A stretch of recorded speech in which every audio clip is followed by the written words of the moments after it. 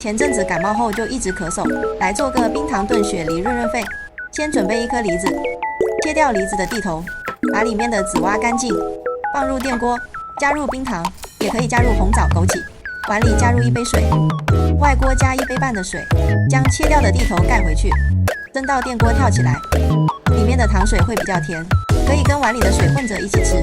冰糖炖雪梨要热热吃，效果比较好。做法真的很简单，快做给你的宝贝吃哦。